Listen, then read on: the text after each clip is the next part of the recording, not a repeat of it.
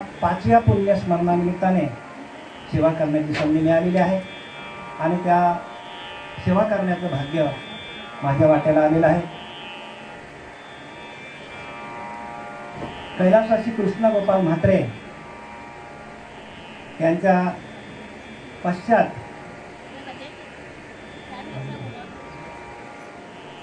त्यांचे धर्मपत्नी गंभा सुंदराबाई कृष्ण म्हात्रे,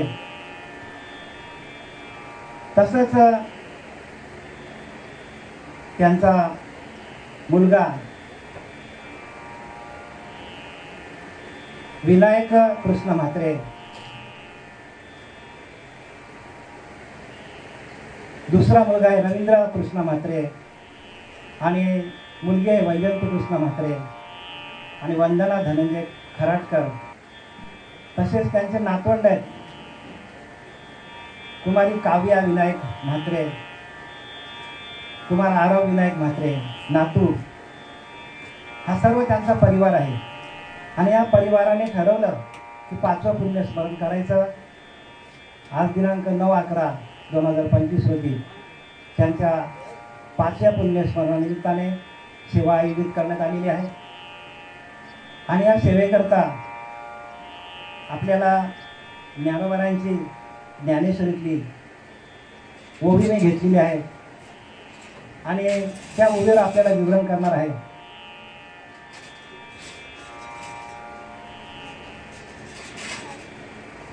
अध्याय 17वा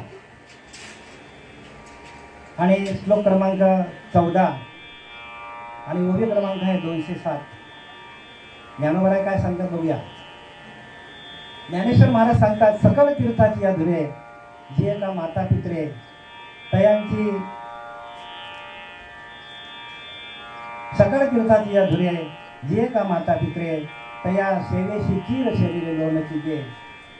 आणि संसार ऐसा दारुण जो भेटला असे आरुसीन तो ज्ञानदानु सकरुण भजिते गुरु।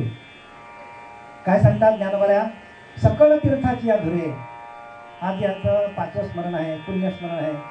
पुण्यस्मरणानिमित्ताने म्हणजे त्यांचं जे काय आपल्याला सोडून गेले कैलासवासी कृष्ण गोपाल म्हात्रे, त्यांचं पुण्य स्मरण केल्या केल्या त्यांच्या कुटुंबाला पुण्याचा वाटा मिळतो। आणि आजचं त्यांचं 5वं स्मरण आहे आणि 5व्या पुण्यस्मरणानिमित्ताने ही सेवा आयोजित केलेली आहे। सकल तीर्थाची अधुरे ज्ञानोबा सांगतात की सगळी तीर्थ, अगदी भारतातल्या बाहेरची व भारतातल्या बाहेरची जरी आपण तीर्थ एकत्र केली तरी पण आई वडिलांची सेवा करण्याचं जे सामर्थ्य आहे, जे पुण्य आहे, तर तीर्थामध्ये भेटणार नाही। ज्ञानोबा सांगतात, सकल तीर्थाची या धुरे जी एका माता पित्रे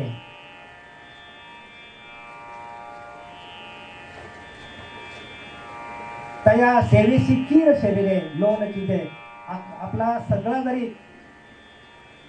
जीवन जरी आपण अर्पण केला आई वडिलांच्या चरणावर तरी पण कमी पडेल। तीर्थ तर बाजूलाच राहू द्या। म्हणजे ज्ञानोबारांना काय सांगायचं की तीर्थाला जाण्यापेक्षा आई वडिलांची सेवा करा। आई वडिलांच्या सेवेत पुण्य आहे। या जगामध्ये बरेच असे लोक आहेत की आई वडिलांना बाजूला ठेवतात। आई वडील त्यांना चांगलं शिकवतं, कोणी डॉक्टर बनतो, कोणी इंजिनियर बनतो। आता बघा ना, आपल्या ह्या कृष्णा गोपाल म्हात्रे यांचा मुलगा विनायक, ह्याला वडिलांनी B.Com शिकवला आणि आज ते मुंबईला अकाउंटंट म्हणून कामाला आहे। त्यांनी आई वडिलांची उत्तम प्रकारे सोय केली, वडिलांची आईची पण अजून करतो तो बरं का, साधा एकदम। आणि मुलांना संस्कार शिकवायला पाहिजे। आपण काय शिकवायला पाहिजे? संस्कार शिकवायला पाहिजे। नाहीतर हल्लीची मुलं संस्कार बाजूलाच राहिली। त्यांना आपण जेवढं शिकवू तेवढं ते आपल्यापासून दुरावले जातात। बरेचसे असे उदाहरण आहेत की ज्यांना कोणी आपल्या आईवडिलांनी बाहेर पाठवलेले आहेत, कोणी फॉरेनला पाठवलं आहे इंजिनियर बनण्यासाठी, कोणी डॉक्टरांसाठी, आणि इकडे आई वडिलांची तब्येत खराब असली तरी ते येत नाही, आई वडिलांचा मृत्यू झाला तरी पण ते बघायला येत नाही. मग अशा शिकून फायदा काय मग? आणि म्हणून ज्ञानोबाने सांगितलंय सकळ तीर्थाची या धुरी आहे. सगळ्या तीर्थाला माणूस गेला नाही तरी चालेल, कोणताच तीर्थ केलं नाही तरी चालेल, कारण सकळ तीर्थाची या धुरी आहे. जे का माता पित्रे सर्व तीर्थ कोणाच्या ठिकाणी आहेत? आई वडिलांच्या पायाशी आहेत. आणि त्या आई वडिलांच्या पायाची सेवा करणं, आई वडिलांची संपूर्ण काळजी घेणं, आणि याला काय म्हणतात? याला कायिक सेवा म्हणतात. सेवा 3 प्रकारचे, एक कायिक आहे, एक मानसिक आहे. कायिक सेवा म्हणजे काय? प्रत्यक्ष शरीराची सेवा करणं, आणि एक मनाने सेवा करणं. आई वडिलांच्या चरणावर जायचं, त्यांचे पाय धुवायचे मनानेच बरं का, याला मानस पूजा म्हणतात. आणि ती मानस आपले आई वडील जर जवळ नसतील तर मानस पूजा करा ना. आता इथून आपण पांडुरंगाला नमस्कार केला का पोचणार नाही का? पोचेल की नाही? पांडुरंगाला आपण इथून नमस्कार केला. पांडुरंग आपला आराध्य दैवत आहे, सगळ्या जगाचा दैवत आहे बरं का पांडुरंग परमात्मा. आणि त्या पांडुरंग परमात्म्याला आपण इथून जरी बसून नमस्कार केला आणि त्याचं चरण आठवलं, त्याची मानस पूजा केली, आपली पूजा तिथपर्यंत पोचतो बरं का. प्रत्येकाने लक्षात घ्या. मग सकाळी उठल्या उठल्या काय करा? आपले आई वडील जवळ नसतील तर आई वडिलांचे पाय आठवा, त्यांचे पाय धुवा, त्यांचे चरण धुवा, चरणावर तुळशीपत्र वाहा, फुल वाहा, साष्टांग भावाने नमस्कार करा त्यांना. आणि प्रत्यक्ष असतील तर प्रत्यक्ष पूजा करा. आई वडिलांच्या सेवेमध्येच पुण्य आहे. म्हणून तर ज्ञानोबाने सांगितले सकळ तीर्थाची या धुरी आहे. सर्व तीर्थ एखाद्या माणसाने केले आणि आई वडिलांची सेवाच नाही केली, चालेल का? आई वडील इकडे उपाशी आहेत, आई वडिलांची सेवा करायला कोण नाही. सर्व प्रकारची सेवा केली त्यांनी बरं का. मंदिरात गेला, तीर्थाला गेला आणि आपल्या आई वडिलांची सेवाच केली नाही, जमेल का? म्हणून ज्ञानोबा सांगतात, अरे बाबांनो, माय बाप एक केवळ काशी. काय सांगतात? अरे माय बाप हेच तुमचे काशी आहेत, त्याने न लगे जावे तीर्थाशी. बघा, तीर्थाला जायची गरज नाही सांगतात. तुकाराम महाराज सांगतात, माय बापे केवळ काशी. हो, 100% आई वडीलच तुमचं काय आहेत? काशी आहे. काशीला जाण्याची गरज नाही सांगतात. आणि हे कोणी ओळखलं? श्रावण बाणाने ओळखलं. आणि सगळ्यांना आई वडिलांना 2 अशा कावडी बनवल्या. कावडीमध्ये त्यावेळेला कुठे काय सोय होती माहिती आहे तुम्हाला? कुठला यंत्र नव्हता, काय नव्हता. आई वडील बिचारे म्हातारे. आणि अशा स्थितीमध्ये तो आई वडिलांना घेऊन निघाला काशीला. आणि पुढचं तुम्हाला मी नंतर सांगणार ते पुढचं काय झालं ते. मला म्हणायचं काय की सकळ तीर्थाची या धुरी आहे. जे का माता पित्रे, आई वडिलांची सेवा ही पहिल्यांदा करा. आई वडिलांच्या सेवेतच पुण्य आहे. म्हणून माई बापे केवळ काशी, त्याने न लगे जावे तीर्थाशी. आज 5वं पुण्यस्मरण आहे. आणि या पुण्यस्मरणाच्या निमित्ताने मला जे सेवेचा लाभ मिळालेला आहे, आई वडिलांबद्दलच जास्त बोलणार आहे आणि नंतर गुरुबद्दल बोलणार आहे. कारण आई वडील हे पहिले आपले गुरु आहेत. त्यांनी जर आपल्याला चांगलं शिक्षण दिलं, चांगलं वळण लावलं तर पोरं कुठेही जाणार नाही बरं का, कुठेही जाऊ शकत नाही. हल्ली आताच्या काळामध्ये असं झालंय की प्रत्येक माणूस त्या मोबाईलमध्ये अडकलाय, मोबाईलमध्येच अडकलाय. सगळं त्याला मोबाईल म्हणजे त्याचे आई वडील सगळं मोबाईल त्याचा जीव आहे मोबाईलमध्ये. मोबाईल वापरू नका अशातली वार्ता नाही, पण मोबाईलचा आपण किती उपयोग करायचा, कशासाठी करायचा हे आपण ठरवलं पाहिजे. आणि त्या मोबाईलचा वापर नको तिकडे करतात मुलं. आता लहान मुलांना आपण अंगाला हात लावला तर ते हात पण लावून देत नाही अंगाला, ते मोबाईलमध्ये अडकलेले असतात. त्यांना आपला स्पर्श नाही बरं का. प्रत्येक आई वडिलांनी आपल्या मुलांना रोज हाताला एक स्पर्श करा त्यांच्या. त्या स्पर्शातून त्यांना जाणीव तरी होईल, नाही तर ते आई वडिलांची सेवाच करणार नाही महाराज. कारण संपूर्ण त्या मोबाईलमध्ये संपूर्ण आहे, चांगलं वाईट सगळं त्याच्यामध्ये आहे. म्हणून प्रत्येकाने या मोबाईलपासून सावध राहा. मोबाईलपासून काय करायला पाहिजे, प्रत्येकाने सावध राहायला पाहिजे आणि आपल्या मुलांवर आई वडिलांनी प्रेम करायला पाहिजे, त्यांना आपला स्पर्श द्यायला पाहिजे, त्यांच्याशी संभाषण करायला पाहिजे. नाहीतर आपली पोरं अशीच जाणार आहेत. खूप वाईट परिस्थिती येणार आहे पुढे. आई वडिलांची सेवा तर बाजूलाच राहिली. आणि ज्यांनी आपल्या आई वडिलांची सेवा केली तर त्याच्यानंतर ती मुलं मोठे झाल्यानंतर त्या मुलांची सेवा म्हणजे नातवंडांची सेवा त्या मुलांना पण करायला मिळेल. आणि ते नातवंड पण त्यांच्या मुलांची सेवा करणार. जर आपणच सेवा केली नाही तर पुढं करतील का मुलं? नाही करणार. म्हणून प्रत्येकाने लक्षात घ्या. आज पाचव्या पुण्यस्मरणानिमित्ताने माझं प्रवचन आयोजित केलं. आपले विनायक कृष्ण म्हात्रे त्यांनी मला फोन केला, नाना आज मला तुमची प्रवचन सेवा लावायची. म्हटलं लावा. त्यांनी सांगितलं आई वडिलांबद्दल बोला, त्याच्यानंतर गुरुवारी बोला. कारण सकळ तीर्थे निवृत्तीच्या पायी तेथे बुडी देई माझ्या मना. सगळे तीर्थ कुठे आहेत? गुरुच्या ठिकाणी आहेत. हो, नाही तर मग आई वडिलांवरच थांबणार. इथं पुढे लिहिलंय, तरी संसार ऐसा दारुण जो भेटला असे हरुषीनो तो ज्ञान दारू सकरुण भजीचे गुरु सांगतात. गुरुला भजा सांगतात. जोपर्यंत आपण गुरु करत नाही, गुरुची सेवा करत नाही, गुरुला शरण जात नाही, तोपर्यंत आपल्याकडे संपूर्ण अज्ञान असणार. आणि अज्ञान घालवण्याचा एकमेव मार्ग काय? गुरुला शरण जा. गुरु दाविले या वाटा. गुरु आपल्याला वाट दाखवतात. आपल्याला अशी वाट भेटणार नाही बरं का. प्रत्येकाने लक्षात घ्या. म्हणून ज्याने गुरु केला नसेल त्याने गुरु करा. आणि गुरु असंच करा, गुरु वही जो हरिही मिलावे, हरीसे मिलावे. गुरु असं करा की जो आपली आणि आपल्या परमात्म्याची भेट करून घेईल. ह्याच जन्मात बरं का, पुढच्या जन्मात नाही. ह्याच जन्मात आपल्याला देवाची भेट व्हायला पाहिजे. गुरु वही जो हरीसे मिलावे. गुरु त्यालाच करा की जो आपल्या आतमध्ये असलेला पांडुरंग परमात्मा, आपल्या आतमध्ये असलेला पांडुरंग परमात्मा त्याच्याशी एकरूप करणारा गुरु करा. भक्ती 3 प्रकारची आहेत बरं का. एक आपल्या देवाऱ्यातली आहे,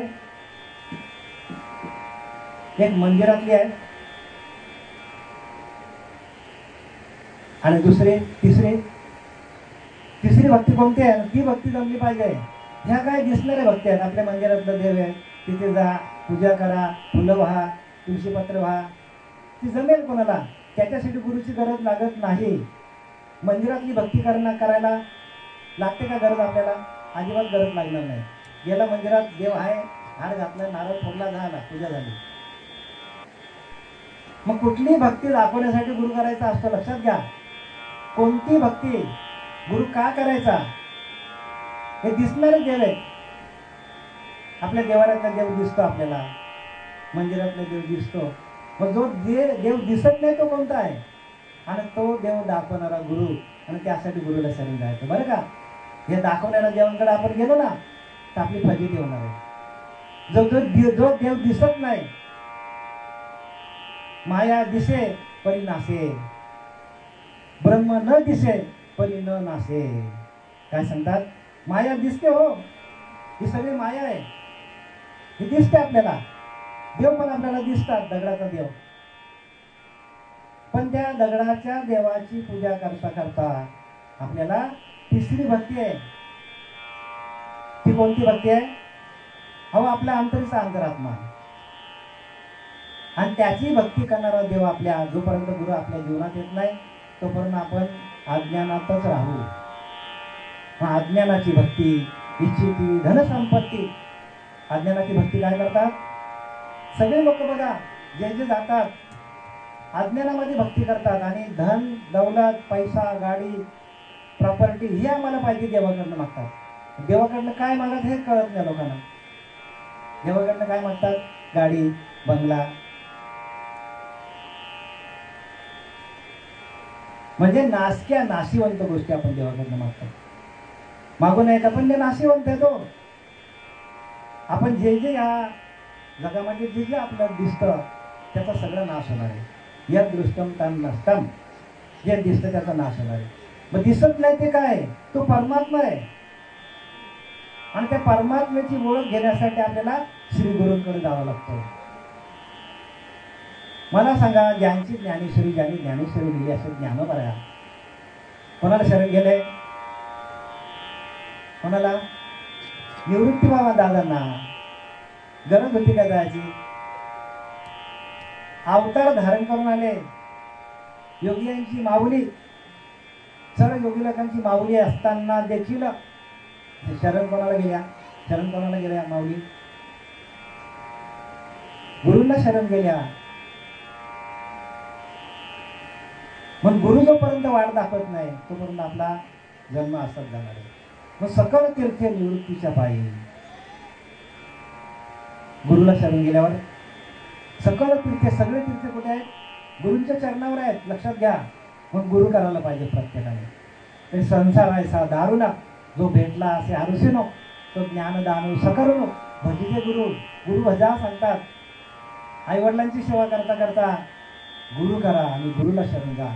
पण गुरु आपल्याला वाट दाखवतो. सकल तीर्थाची अधुरे जे का माता पित्रे तया सेवेशी कीर शरीरे लोन चिदे. आणि संसार ऐसा दारुण, जो भेटला असे हरुसिनो, तो ज्ञानदानू सकरुन भजिते गुरु. गुरुचं भजन करायला सकल तीर्थ निवृत्तीच्या पायी तेथे गुरु देई माझ्या.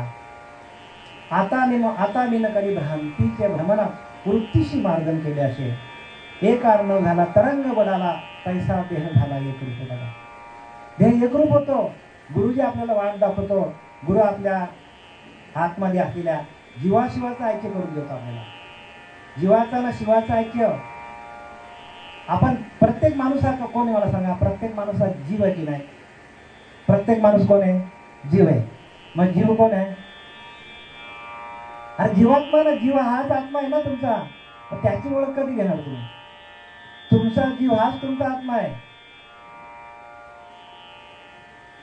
म्हणून ज्ञानदेव म्हणे भजा आत्मदेवा अखंड सेवा. त्याचीच करा सांगितलंय.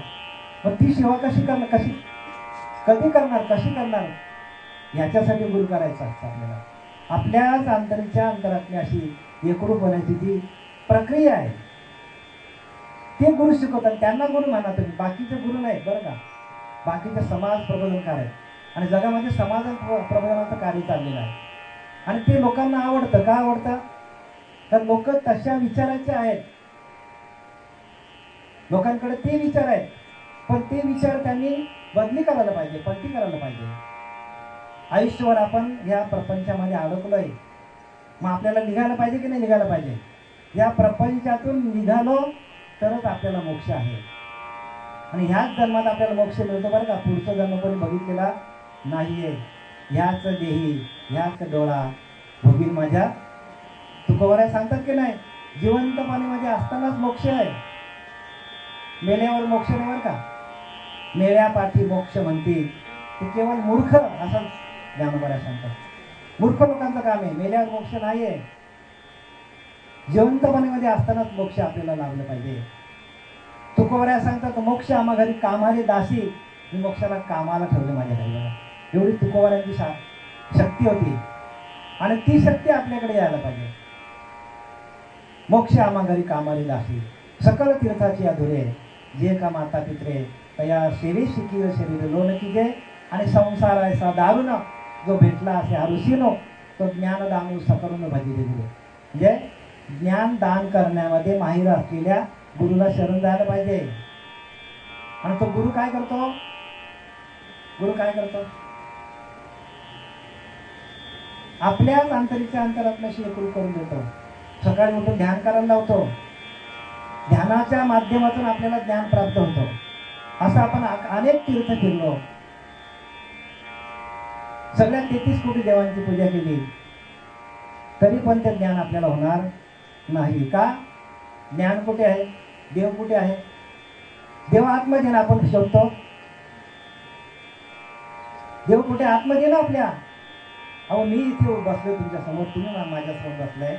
माझ्यातल्या देवाने उडी टाकली तर मी बोलेन का तुमच्याशी? मग ह्या देवाची ओळख कधी घेणार आपण?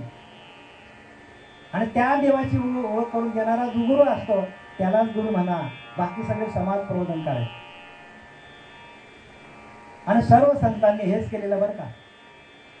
जनाबाई, मुक्ताबाई, मीराबाई, सगळ्या संतांनी काय केलंय, सेना हरी, नामदेवराया, तुकोबाराया, ज्ञानोबाराया, सर्व संतांनी काय केलं, आपल्याच आंतरिकच्या अंतरात्म्याची ओळख घेतली, त्याच्याशी एकरूप झालं आणि त्याचं अखंड भजन करायला लागले.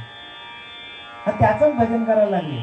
त्याचं भजन करता करता करता करता त्यांना हे ज्ञान आपोआप प्राप्त झालेलं आहे. त्यांनी कधी वाचन केलं नाही, कधी ग्रंथ वाचले नाही, कधी पोथ्या पुराण कुठलेच नाही, कुठलाच ग्रंथ वाचला नाही त्यांनी. तुकोबाराने नाही, ज्ञानोबाराने, कुठल्याच संतांनी ग्रंथ वाचलेले नाही. हे ग्रंथ त्यांनी तयार केले उलटे. देव त्यांना शोधत आला. येण्याची शरीर आहे नसले, किंबहुना ये झाड चिरा पडे. ज्ञानोबा सांगतात, ह्या शरीराच्या माध्यमातून आपल्याला भगवंताची प्राप्ती आहे. नरदेहाच्या आपल्याला जो नरदेह मिळालेला आहे तो भगवंताच्या प्राप्तीसाठी मिळालेला आहे. मग प्रपंच करायचा नाही का, उत्तम प्रकारे करा, चांगल्या प्रकारे प्रपंच करा. संसाराला लागेल ते तुम्ही काय करा, कष्ट करता करता भगवंताचं स्मरण करा. जे काही तुमच्याकडे असेल उद्योगधंदा ते उत्तम प्रकारे करा, पण उद्योगधंदा करता करता आपल्याला भगवंताचं नामस्मरण जमलं पाहिजे. आपण आपल्याच तंद्रीमध्ये काय करतो, पैसा कमवतो, प्रॉपर्टी कमवतो आणि आपलं लक्ष 100% त्या प्रपंचामध्ये आहे. म्हणून ज्ञानोबा सांगतात, उचित कर्मे आघावी तुवा आचरुनी मज अर्पावी, चित्त वृत्ती विनासावी आत्मस्मृती. उचित कर्मे आघावी, सगळ्या प्रकारची कर्म कर, चांगल्या प्रकारची कर्म कर, पण ती मला अर्पण कर. काय सांगतात, अर्पण मला कर, तुझ्याकडे ठेवू नको, नाही तर तुला गर्व येईल. आणि माणसाला खरोखर गर्व होतं बरं का, आपल्या कर्माचा, आपल्या कर्तृत्वाचा. आणि तिथेच माणूस फसतो. म्हणजे सगळं करणारा मी आहे असं वाटतं, आणि मग काय करतो, सगळं ओझं छातीवर घेतो, घराचं, दाराचं, नातेवाईकांचं, समाजाचं. आणि म्हणून ज्ञानोबा सांगतात, हे मदतीपासून झाले परंतु ज्ञान नाही केले, ऐसे जेणे जाणितले तो सुटला गा. सांगतात, हे मदतीपासून झाले, हे मी नाही केलं, हे माझ्याकडे असलेला तो आंतरिक अंतरात्मा, तो भगवंत, तो माझ्याकडनं करून घेतो, असा ज्याचा भाव झाला. देव दुरी नाही पाहिलं हो, देव तुमच्या आतमध्येच आहे. परत परत सांगतो ऐका, देव तुमच्या आतमध्येच आहे. आणि त्याचंच भजन करा. आणि त्याचं भजन करण्यासाठी आपल्याला गुरुला शरण जावं लागेल. रामाशी राम ठाऊक असता का शरण जाता वशिष्ठा. प्रत्यक्ष भगवंत अवताराला आले, पण ते पण आश्रमात गेले. कोणाच्या, वशिष्ठांच्या आश्रमात गेले. आणि आश्रमात जाऊन त्याने आपल्याच अंतरीच्या अंतरात्म्याशी एकरूप कसं व्हायचं हे ज्ञान त्याने शिकलं बरं का. आपण काय करतो, ह्या पंथात जा, त्या पंथात जा, आणि काय करतो आपण, सगळा जमा करतो, माहिती जमा करतो आपण. पण माहिती म्हणजे ज्ञान नाही बरं का. माहिती घेऊन आपण काय करायला पाहिजे, आपल्या आतमध्ये असलेला तो परमात्मा, त्याचं भजन कसं करायचं. तर अंतिमती तैशी प्राणी अजांगती. अंतकाळी आपली जशी आपल्या मनाचे विचार असतील, मनाची अवस्था असेल, मनामध्ये वासना असेल, तशा प्रकारे आपल्याला जन्म होईल. आणि त्या जन्माला जावं लागेल आपल्याला. जड भरत राजा होता माहिती का. जड भरत राजा किती वर्ष, हजारो वर्ष त्यांनी राज्य कारभार केला. आणि शेवटला त्याला वैराग्य आलो. आणि वैराग्य आल्यानंतर हा जड भरत राजा जंगलात गेला, राज्य कारभार टाकून जंगलात गेला. वैराग्य आलं, काय करणार. आणि बघा, अंतकाली ज्यावेळेला आपली जायची वेळ येईल ना प्रत्येक जीवाची, तेव्हा आपली परिस्थिती खूप नाजूक असते. मग अशा वेळेला आपल्याला हे ज्ञान पाहिजे. कारण प्रत्येक माणूस आलेला आहे, जन्माला आलेला आहे. कारण आपण मृत्यू लोकांमध्ये आहोत. कोणत्या लोकांमध्ये आहोत, मृत्यू लोक म्हणजे मर्त्य लोकांमध्ये. प्रत्येक माणूस मरणारीच आहे, त्याची काळजी घ्या. कोणी जवान असेल, कोणी मुलगा असेल, कोणी वयस्कर असेल, आजोबा असेल, पणजोबा असेल. प्रत्येक माणसाला जेवढं आयुष्य मिळालेलं आहे तेवढं भोगायचं आणि एक दिवशी सोडून जायचं. मग जाताना जाताना हे आपल्या बरोबर काहीच येणार नाही. आता बघा कृष्ण गोपाल म्हात्रे होते, काय घेऊन गेले मला सांगा? तुम्ही काय घेऊन जाणार, मी काय घेऊन जाणार? कोणीच काय घेऊन जात नाही. कोण काय घेऊन जातो? इथलं इथंच राहतो. मग जातो घेऊन काय जातो? जातो ना काहीतरी घेऊन जातो ना. काय घेऊन जातो सांगा मीनाताई? काय घेऊन जातो सांगा शिवाजीताई? हा, चांगले कर्म आणि ज्ञान आणि नामस्मरण.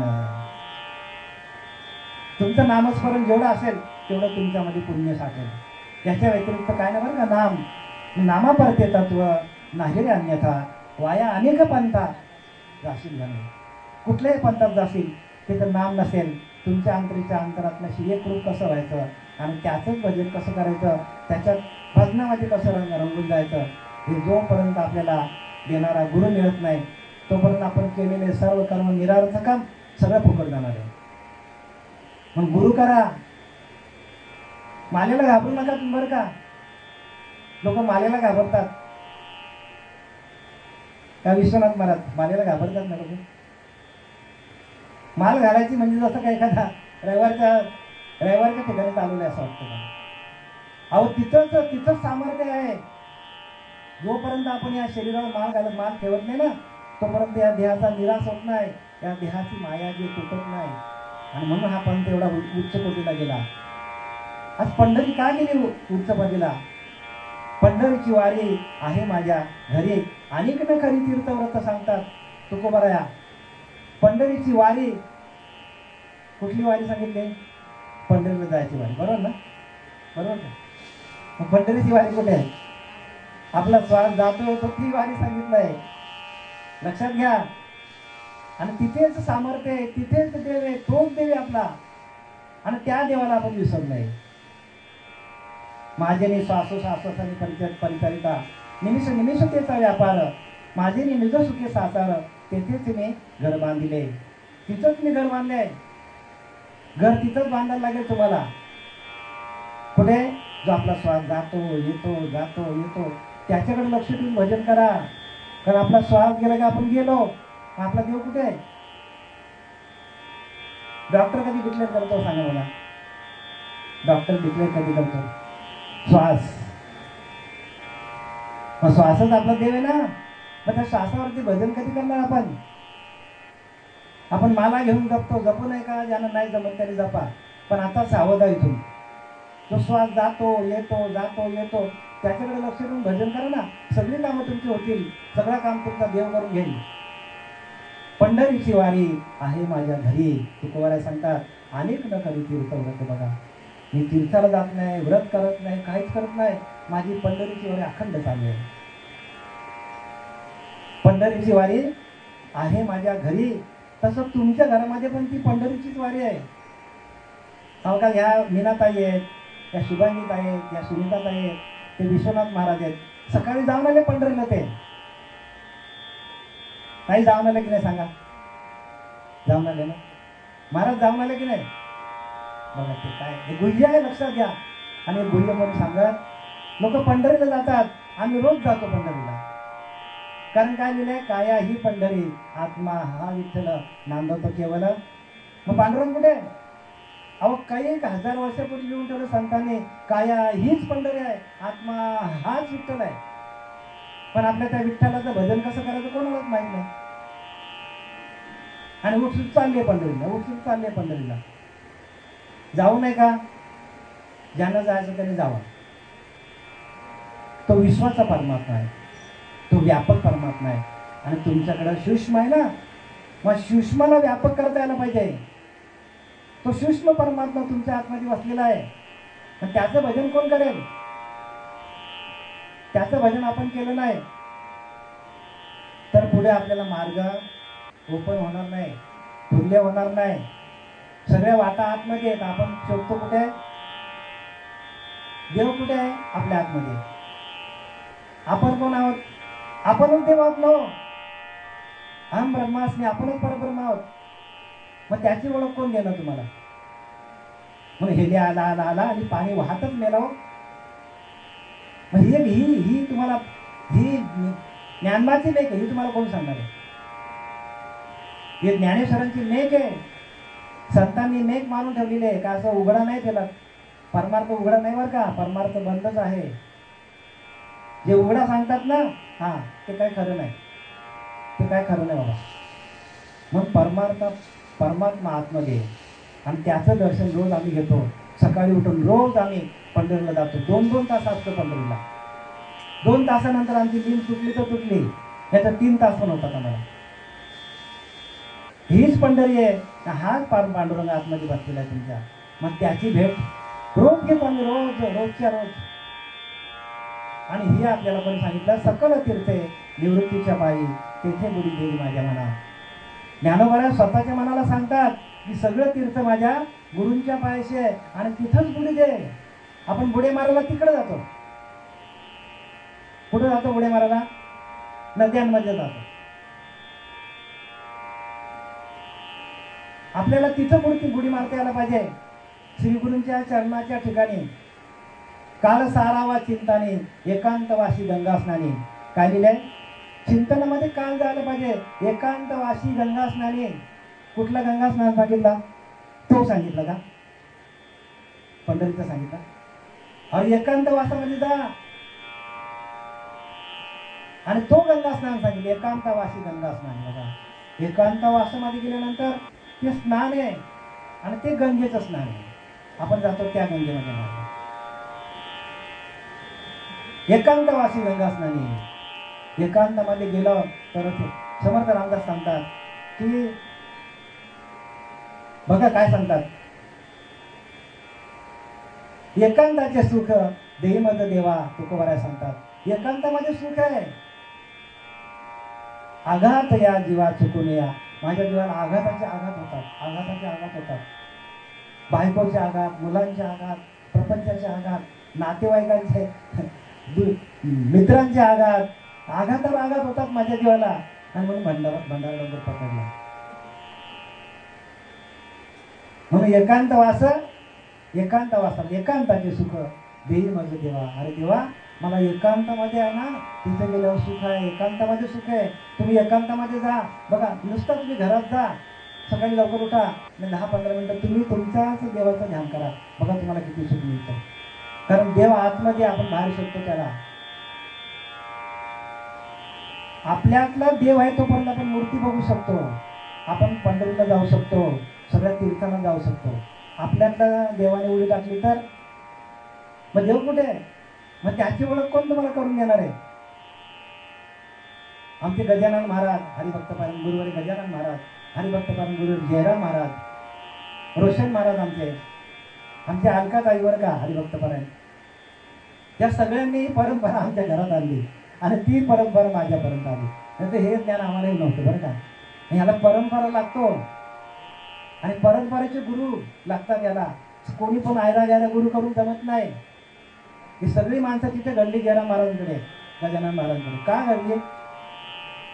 कारण त्यांना ध्यान दिलं, ध्यानाला लावलं. त्यांना ज्ञान हे जे भेटी ध्यानाची, ध्यानाच्या भेटीला ज्ञान येतो. तुकोबारांच्या ध्यानाच्या भेटीला ज्ञान आलं आणि त्याने एवढी मोठी गाथा लिहिली. ज्ञानोबाने ध्यानाच्या भेटीला आणि ज्ञानेश्वरी लिहिली. नुसती ज्ञानेश्वरी लिहून थांबलेले बरं का. हरिपाठ लिहिला, अमृत अनुभव लिहिले, गाथा लिहिली. हे कोणाच्या जीवावर? एका ध्यानाच्या जीवावर. आणि ते ध्यान आपल्याकडे नसेल तर आपल्याकडे सगळं अज्ञान आहे. सगळं अज्ञान आहे आपल्याकडे. पण ध्यान करा. घरात सकाळी उठा, लवकर बसा, एकांतामध्ये जा. स्वतःच्या श्वासाकडे लक्ष जातो, येतो, जातो. एवढं लक्ष ठेवलं तरी तुम्हाला ज्ञान होईल.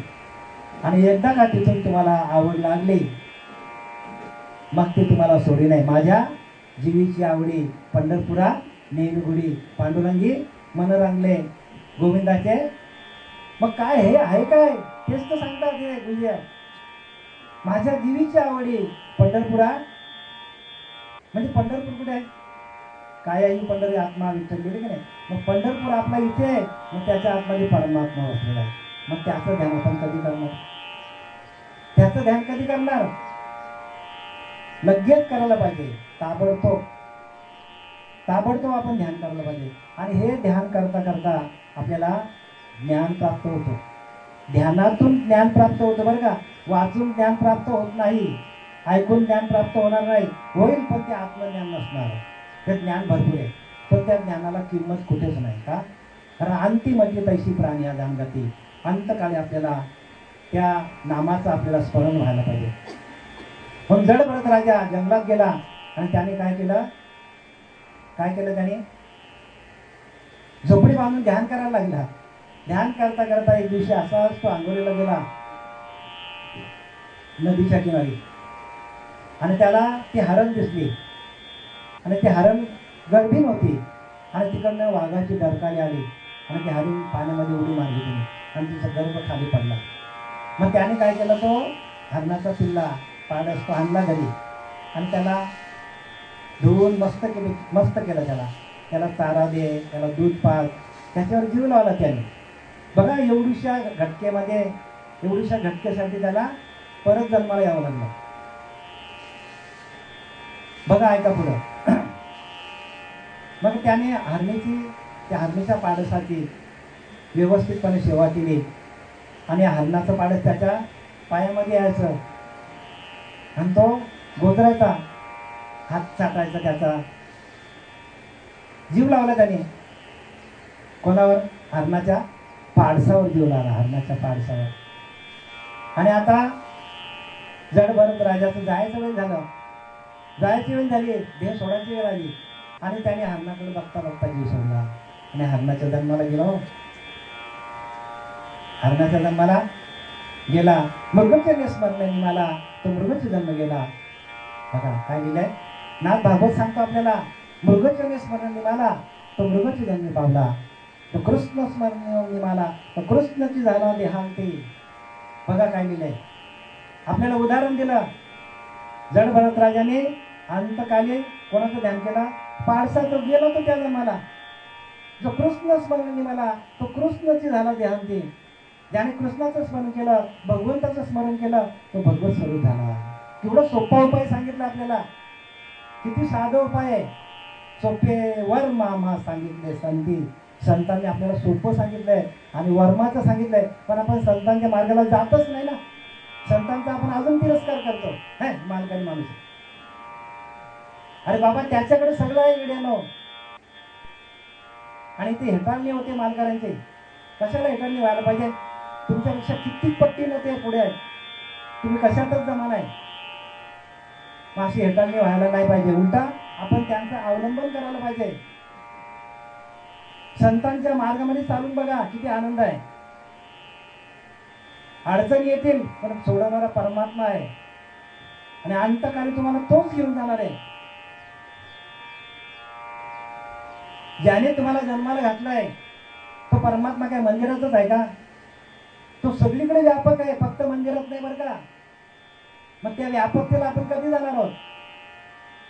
मग ती व्यापकता तुमच्या आमच्याकडे येण्यासाठी तुमच्या आमच्याकडे व्यापकता यायला पाहिजे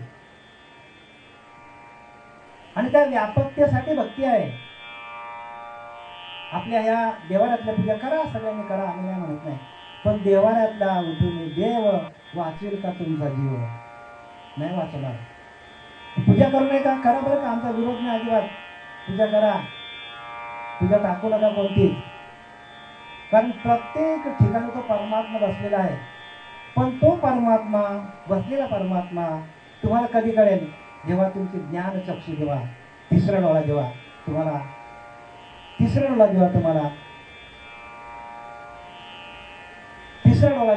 जेव्हा उघडला जाईल त्यावेळेला तुम्हाला त्याचं दर्शन होईल. ह्या दोन डोळ्याने आपण बघतो, त्या दोन डोळ्याने आपण जे बघतो त्याचा सगळं नाश होणार आहे बरं का. ह्या दोन डोळ्याने जे काय दिसतं त्याचा संपूर्ण नाश होणार आहे. म्हणजे दिसत नाही ते आपल्याकडे आहे. मग आपल्याला चालवणारा अंतरीचा अंतरात्मा आज पण आहे. याच्या आधी पण तो कुठेतरी होता, याच्या नंतर पण कुठेतरी असणार तो. याच्या आधी होता बरं का. तुम्ही काय आत्ताचे आहेत की काय? प्रश्न केलाय 4थ्या अध्यायामध्ये. अर्जुन म्हणतो भगवंताला सांगतो 4थ्या अध्यायामध्ये. भगवंत सांगतो अर्जुनाला की बघ अर्जुना, मी हे ज्ञान पहिल्यांदा सूर्याला दिलं, सूर्याने मनूला दिलं, मनूने इच्छुक राजाला दिलं. तेव्हा अर्जुन भगवंताबद्दल संशय घ्यायला लागला, म्हणजे काय सूर्याच्या आधी होता की काय? अरे बाबा होता, सूर्याच्या आधी होता. कृष्ण परमात्मा सूर्याच्या आधी होता आणि त्याने ते सूर्याला ज्ञान दिलंय. बघा कृष्ण परमात्मा काय सांगतो की मी बोलविल्या वेद बोले. ज्ञानोबा सांगतात, मी बोलविल्या वेद बोले, मी चालविल्या सूर्य चाले, मी हलविल्या सूर्य हले. या जगाचे चालित आम्ही, बघा जगाला चालवतो. मग त्या कृष्ण परमात्म्याची भक्ती आपण कशी करणार? ती भक्ती आपल्याला जमली पाहिजे आणि त्या भक्तीमध्ये गुह्य ज्ञान आपल्याला आहे. आणि त्या गुह्यातलं गुह्य ज्ञान आपल्याला प्रगट व्हायला पाहिजे. म्हणून काय दिले ते की संसार ऐसा दारुण, जो भेटला असे हरून श्रीनो, तो ज्ञानदानू सकरलो भजीचे गुरु. संसार ऐसा दारुण, संसार कसा आहे? दारुण आहे. परत जन्माला येणं, परत मरणं, परत जन्माला येणं, परत जन्माला, परत मरणं. पुनरुत्ती जननम पुनरुत्ती मरणम पुनरुत्ती जननी जठरी शयनम. परत जन्माला यावं लागतं माणसाला. पण जन्माला येणं ठीक आहे, पण मनुष्य देह मिळेल का आपल्याला? नाही ना, मनुष्य देह मिळणार नाही आपल्याला. मग आपल्याला कुठे जावं लागेल? मग याची आपल्याला खंत वाटली पाहिजे. येण्याची शरीर आहे ना सरे, या शरीरातून आपल्याला भगवंताला प्राप्त करता येतो. किंबहुना येर धार चिरा पडे, म्हणजे येणं जाणं बंद होतो. म्हणजे आपला जन्म मरणाचा फेरा खुंटीत होतो, खुंटीत. परत जन्माला यावं लागत नाही. भगवंताच्या परतत्वामध्ये आपण विलीन होतो. येण्याची शरीर आहे ना सरे, किंबहुना येर धार चिरा पडे. मग त्याच्यासाठी उपाय सांगितला ज्ञानोबा. पण अभ्यासाची या पावटी ठाकीचे ज्ञान किरीटी, ज्ञान हे जे भेटी ध्यानाची या. मग ज्ञानोबरांच्या वेळेला सांगतो, माझ्या प्रदर्शन आहे बरं का. मग ज्ञानेश्वरी वाचा. एकमेव ग्रंथ ज्ञानेश्वरी. आम्ही एखाद्या ठिकाणी गेलो प्रवचनाला, ज्ञानेश्वरी आहे का? नाही म्हणतो. काहीतरी आपल्याला मनाला वाटलं पाहिजे. 15 वर्षाच्या बालकाने आपल्याला ज्ञान देऊन गेलंय. 15 वर्षाच्या बालकाने योगियांची माऊली झाली आणि आपल्या घरात ज्ञानेश्वरी नाही. आपल्या मनाला जरा तरी खंत वाटली पाहिजे. ज्ञानोबाने सगळं लिहिलंय. प्रत्येक कार्याला ज्ञानोबाला पुढे घेऊन सगळे चालतात बघा.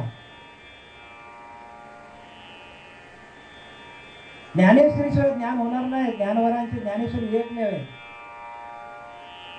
आणि ती आपल्या प्रत्येक घरामध्ये असली पाहिजे. प्रत्येकाने ज्ञानेश्वरी आणून ठेवा. वाचा, नाही कळली तरी वाचा. मराठी ट्रान्सलेशन खाली आहे. साखरे महाराजांची घ्या. हळूहळू तुम्हाला ज्ञान कळेल, खरं ज्ञान काय ते. खरा देव तो अंतरी चोरला असे, परी सद्गुरुने तो खरा देव कुठे आहे? आतमध्ये, आणि चोरून ठेवले हो. आणि त्याच्याच सत्तेवर आपण सगळीकडे फिरतो. त्याची सत्ता गेली तर आपण जाऊ का पंढरीला? जाऊ का गाणगापूरला? जाऊ का फॉरेनला आपण? मग त्या सत्तेचं ज्ञान आपल्याला कधी होईल? मग चाले हे शरीर कोणाचे सत्य, कोण बोलविता हरी. एवढा सोपा भाषेत लिहिलंय. ऐकवी देखवी एक नारायण, तयाचे भजन चुकू नका. म्हणजे आपल्याला उपाय पण दिला. उपाय पण दिला की नाही? चाले हे शरीर. बघा आपल्याला जागृत केलंय. बघा जे जागे असतील जागे व्हा. झोपल्यात त्यांना आम्ही काय करू शकत नाही. चाले हे शरीर कोणाचे सत्य.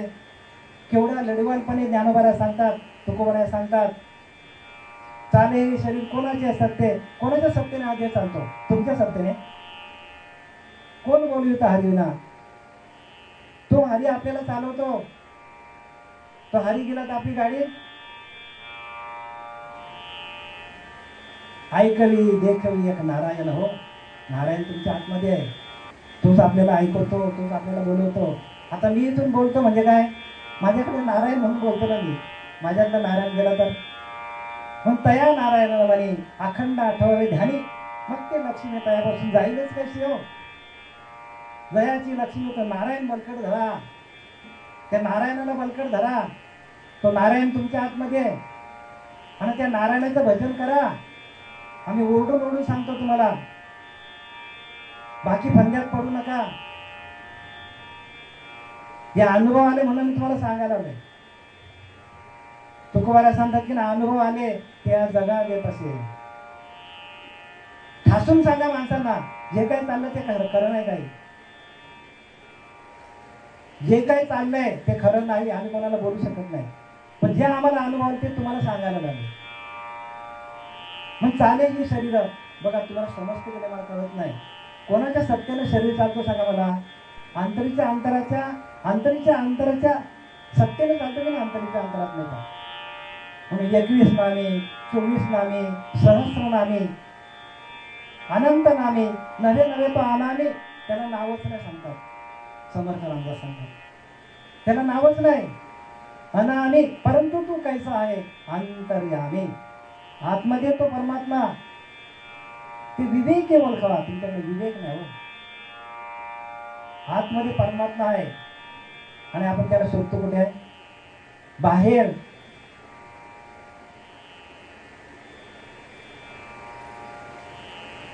आणि तुम्ही पुढे आजपासून पुढे शोधायला सुरुवात करणार. तुम्ही आतमध्ये शोधायला सुरुवात करा.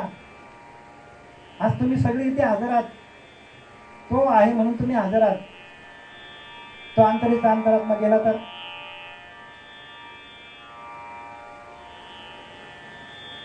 म्हणून प्रत्येकाने काय करा? सावध व्हा. सावध हो बाप्पा, काल लागलाय मापा. एक एक पल आपण कालाकडे चाललोय, कधी येईल आणि घेऊन जाईल माहित पडणार नाही. आणि मग तो काय? जड भरत राजा जो होता, त्या हरणीची आठवण करता करता तो गेला कुठे? हरणीचा जन्माला झाला. तसं आपल्याला काय होईल माहिती का? प्रत्येक माणसाला म्हणजे एका रोमाच्या ठाई. बघा, अंतकाल असा आहे, प्रत्येकाला जायचं बरं का. माझं निरूपण वैराग्याचा असतो. तुम्हाला वैराग्य यायलाच पाहिजे. जर वैराग्य आलं नाही तर फायदा नाही.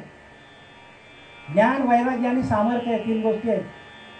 ज्ञानातून वैराग्य आणि वैराग्यातून सामर्थ्य. भगवंताकडे जाण्याचं सामर्थ्य आपलं येतं. एका रोमाच्या ठाई सहस्त्र विंचवाच्या वेदना पाहिजे. अंतकाली जाताना एका रोमाच्या एका केसाच्या ठाई 1000 विंचू चावल्याची वेदना होतं माणसाला. 1000 विंचू बरं का. असा भेद जातो माणसाचा. पाय फोडत म्हणतो. त्यावेळेला तुम्हाला कोण वाचवलं येईल? कुठला देव तुम्हाला वाचवला येईल? देव तो तुमच्या आतमध्ये आहे. मग त्याचं भजन करा ना. त्याचं भजन केलं तर तोच तुम्हाला वाचवणार आहे. दुसरा कोण वाचवणार तुम्हाला? एका रोमाच्या ठाई सहस्र विंचवाच्या वेदना पाहिली. सहज वाचा कोणती जाईल? कशी म्हणाल रामदा? पहिल्यांदा वाचाच बंद पडतो. तुम्ही म्हणाल की राम राम म्हणा. वाचाच बंद पडली, राम कसं म्हणणार? पहिल्यांदा वाचा जातो माणसाची, नंतर दिसायला कमी होतो, नंतर एक अंग आपलं कमी म्हणजे लूळ पडत जातो, लुळा पडत जातो आणि आपल्याला माणूस पाय खदरून तो जीव सोडून जातो माणूस. मग आपल्याला काय करायला पाहिजे? अंतकाली आपल्याला त्या भगवंताचं नामस्मरण जमलं पाहिजे. आणि ते गुह्य नाम आहे म्हणून त्याला नाम म्हणतात. आणि ते आपलं नामस्मरण मुळाधार ते ब्रह्मरंध्रापर्यंत चालू राहतं सातत्याने. मुळाधार, स्वाधिष्ठान, मणिपुराणात विशुद्धी, आज्ञाचक्र आणि ब्रह्मरंध्र चक्र. आता सप्तचक्र भेदन करून आपल्याला स्थिर होता यायला पाहिजे ब्रह्मरंध्रात जाऊन. आणि हे ज्ञान जे आहे, भगवान पाटील महाराज बसा ना, त्यांना घ्या पुढे, घ्या. तसा अंतकाली माणसाला, म्हणून अंतकाल आहे कठीण प्राण्या भजरे गोविंद. आपल्याला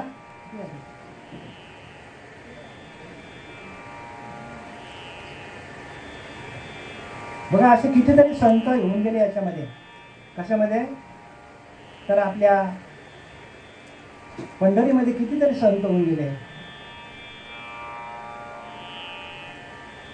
सेना नावी होऊन गेला, मीराबाई, जनाबाई, असे सगळे संत होऊन गेले. आणि या संतांनी काय केलं? त्या पंढरपुरामध्ये भक्तीचं एक साम्राज्य निर्माण केलं. प्रत्येक संतांनी आणि म्हणून आपल्याला पंढरीला जावं लागतं. का तर संतांची मांदियाळी आहे तिथे. प्रत्येकाने पंढरीला जायला पाहिजे. पण पंढरीला जाणाऱ्या माणसाने आपली जी आतली पंढरी आहे, काय ही पंढरी, ती आपल्याला विसरता कामा. ती विसरली तर आपल्याला मग अंतिमती तैशी प्राण्या जाणगाती या लागी कृष्ण चित्ती अखंड असावा. त्या कृष्णाला चित्तामध्ये ठेवायचं आपल्याला. प्रत्येक संतांनी चित्तामध्ये ठेवला देवाला. सदन कसाही होता बघा. काय विकायचा? मांस विकायचा. विचार करा, मांस विकायचा, मांसाचे तुकडे करून द्यायचा. आणि असा सदन कसा येईल?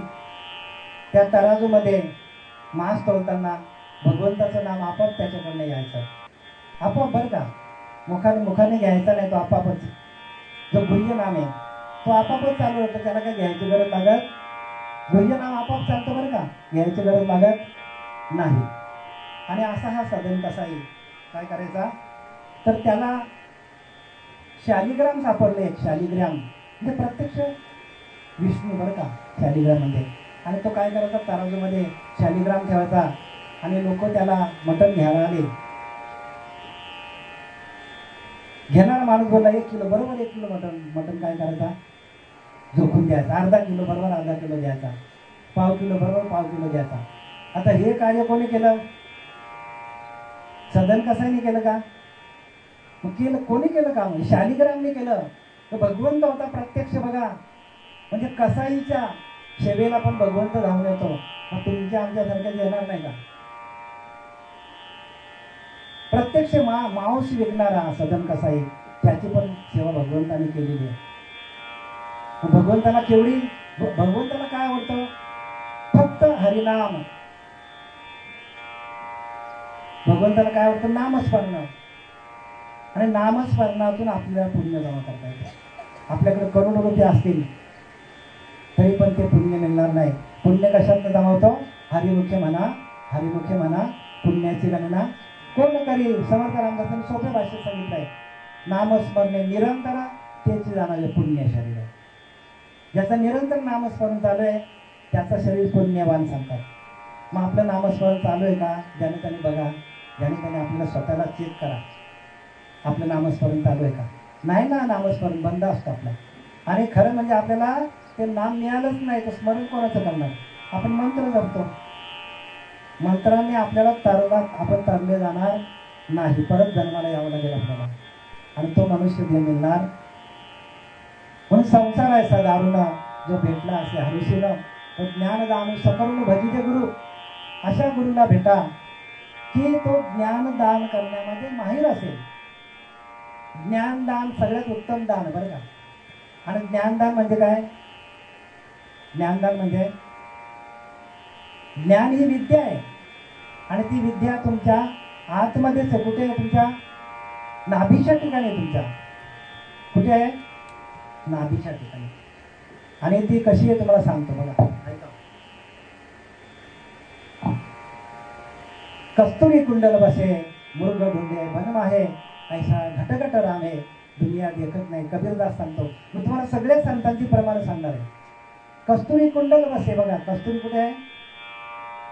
हरणीच्या नाभीमध्ये आहे. मृग ढोंडे बनमाहे, मृग म्हणजे हरिण. अख्खा जंगल फिरतो महाराज, अखंड जंगल फिरतो, पण त्याला वास येतो कस्तुरीचा आणि धाव धाव धाव धाव धावतो. पण त्याला कुठे कस्तुरी मिळत नाही. खड्ड्यात पडतो. खड्ड्यात आहे बापरे माझ्या ठिकाणी. तसं आपल्याकडे नाम कुठे आहे? अहो नाभीच्या ठिकाणी नाम आहे तुमचं. जोपर्यंत माणूस खड्ड्यात पडत नाही ना तोपर्यंत नाम घ्यायला जात नाही माणूस. सगळी मान जपत बसली, सगळी खड्ड्यात पडल्यावर माणूस जाणार. खड्ड्यात पडला तरच माणसाला ते नाम मिळतो. जशी ती हरिण खड्ड्यात पडली, जोपर्यंत माणूस आहे ते खरं बरं का. मी सत्य सांगतो येत ना, हे व्यासपीठ आहे, इथून आम्हाला खोटं काही सांगता येत नाही. म्हणून प्रत्येकाने काय करा, तर नाभीच्या ठिकाणी आपली उपासना आहे. पिंडी असता म्हणे सोहम सोहम, बाहेर पडता म्हणे कोहम कोहम. विसरले तया थोडं झाले आणि पचविल्या खाली 184 त्या. कुठे आहे ते?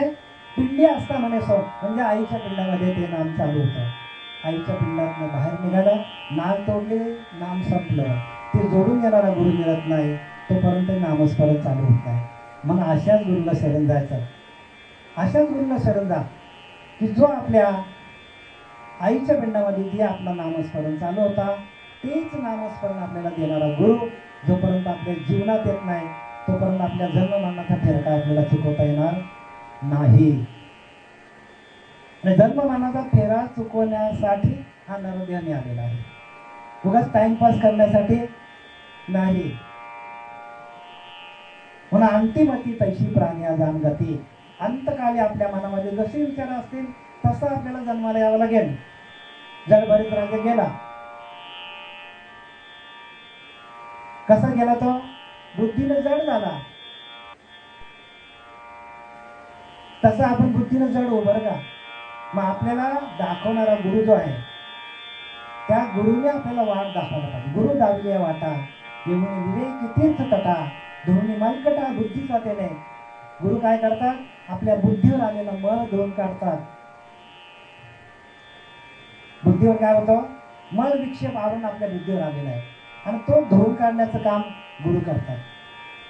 आणि त्यासाठी आपल्याला ते गुरुमंत्र देतात आणि त्या गुरुच्या नामाच्या माध्यमातून आपल्या मनावर आलेलं मळ विक्षेप आवरून धुतलं जातं.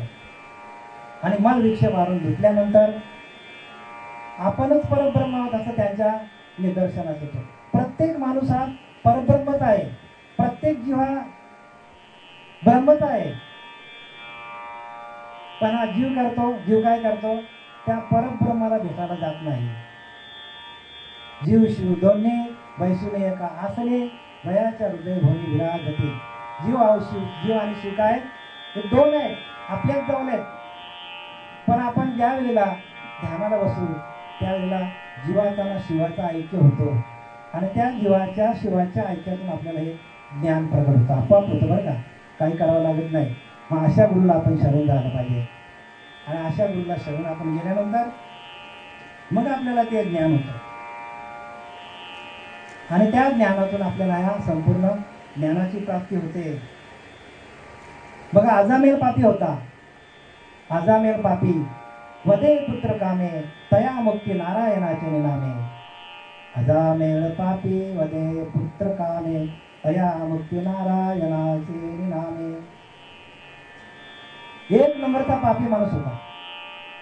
जातीनं ब्राह्मण होता अजामेल. आणि एक दिवशी त्याला वडिलांनी सांगितलं, बाबा संविधानाला जंगलात जा. आणि तिथे जंगलात गेल्यानंतर त्याने दोन एक माणसांचं म्हणजे एक पुरुष आणि एक स्त्री यांचं त्याने काय बघितलं? मिलन बघितलं. ती गणिका होती. गणिकाला बघितलं याने आणि घरी आल्यानंतर त्याच्या डोक्यात तेच राहिलं, गणिका. आणि मग घरी आल्यानंतर संपूर्ण त्यांनी संसार सोडून दिलेला आहे, बायका पोरा, आणि त्या गणिकेच्याच मागे लागलेला आहे. कोणाच्या मागे लागला? गणिकेच्या मागे लागला. आणि तिच्यापासून त्याला 8-10 मुलं झाली. जंगलात राहायचा. आणि एक दिवशी त्याच्या घरी साधू आले. कोण आले? असा पापी माणूस पण त्याच्या घरी साधू आले. सांगायचं काय? संसार आहे सा दारुण जो भेटला असे आरुसीनं तो ज्ञानदारू सकरून भजीचे गुरुला भजा. एवढा पापी असताना त्या जंगलामध्ये 7-8 साधू आले आणि त्या साधूने काय केलं? त्या झोपडीचा आश्रय घेतला. खूप जोराचा पाऊस होता. अगदी जोराने वेगाने पाऊस होता. वारा पाणी सुटला होता आणि त्या झोपडीचा आश्रय घेतला. आणि मग त्या झोपडीचा आश्रय घेतल्यानंतर त्या गणिकेला विचारलं की आम्ही इथं राहू का? ती बोलले राहा इथे. आणि त्या झोपडीमध्ये ते एक रात्रभर राहिले. त्यांचा स्वयंपाक त्यांनीच केला. आणि अजामेल आला आणि तो काय करायला लागला? त्याला दम दाखवायला लागला. बायकोने त्याच्यावर डोळे वाचले आणि म्हटलं चूप बसतो, काय बोलायचं नाही. आणि दुसऱ्या दिवशी सकाळी ते निघून गेले साधू. जाताना त्याने काय केलं? गणिका गरोदर होती, त्याची बायको कोणाची? अजामेल होती. आणि त्या बायकोला त्यांनी सांगितलं की तुला मुलगा होणार आहे आणि त्याचं नाव तू नारायण ठेव. तिने ऐकलं आणि त्याचं नाव काय? मुलगा झाला. त्याचं नाव नारायण ठेवलं. मुलगा झाला मोठा. नारायण नारायण नारायण नारायण इकडे नारायण तिकडे. नारायण तिकडे जा, नारायण इकडे, ही वस्तू आण, ती वस्तू आण. त्या नारायणाशिवाय आदमेला करमत नव्हतं. नाव कोणाचं होतं? मुलाचं नाव होतं. मुलाचं नाव काय होतं? नाव नारायण होतं. आणि त्या अशा नारायणला हाक मारता मारता सातत्याने नारायणाला मुलाला हाक मारायचा बरं का. आणि त्या देवाला वाटायचं की मलाच हाक मारतो. देवाला काय वाटायचं? हाक कोणाला मारतो तो? मुलाला. आणि देवाला वाटलं मला चुकून जरी तुमच्याकडनं देवाचं नाम जरी निघालं तरी तुमचं काय होईल? कल्याण होईल. हो, कल्याण. चुकून जरी आता एखादा परिस आहे, त्या परिसराला चुकून जरी सोनं लागलं, लोखंड लागलं तर काय होईल? सोनं होईल की ना? मला चुकून माहिती नाही आपल्याला. तसं चुकून जरी तुमच्याकडनं नामस्मरण घडलं तर भगवंत त्याचं पुण्य आपल्याला देतो. असा तो आजमेल पापी त्या नारायणाला हाक मारायचा. हाक मारता मारता एक दिवशी त्याची जायची वेळ आली. कोणाची? आजमेल पाप्याची. आणि